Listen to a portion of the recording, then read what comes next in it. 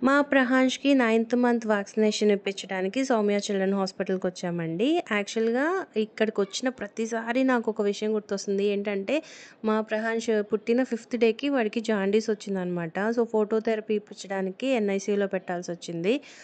అప్పుడైతే నాకు, మా హస్బెండ్‌కి ఎంత పెయిన్‌ఫుల్‌గా అనిపించేదంటే 2 డేస్ ఉంచాము మేము ఎన్ఐసీయూలో.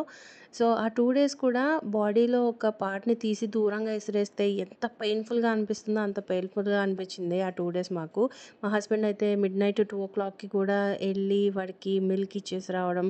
అండ్ నేనైతే ఎర్లీ మార్నింగ్ 5కి అలా వెళ్ళి వాడికి ఫీడింగ్ ఇవ్వడం. అంటే డే అంతా కూడా నేనే డైరెక్ట్‌గా 2 అవర్స్‌కోసారి వెళ్ళి ఫీడింగ్ ఇవ్వడం.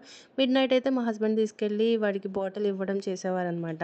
సో, ఆ విషయాలన్నీ గుర్తొస్తూ ఉంటాయి హాస్పిటల్‌కొచ్చిన ప్రతిసారి. కానీ బై గాడ్స్ గ్రేస్ 2 డేస్‌లోనే వాడికి క్యూర్ అయిపోయింది. వాడు హ్యాపీగా ఇంటికొచ్చేసాడు. వాడు ఇంటికి రావడమే నాకైతే పెద్ద పండగలాగా అనిపించిందనమాట.